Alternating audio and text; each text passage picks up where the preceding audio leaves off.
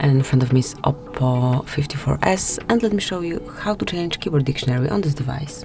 So first of all, you need to open some area where you can input some text. It can be message, mail, note, whatever. Let me choose messages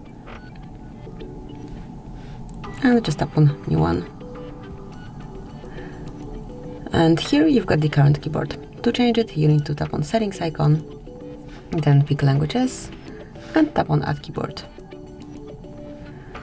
Here you've got all the options, so as you can see the list is super long and you can find something truly unique also, so no matter where you're from, you will definitely find something suitable.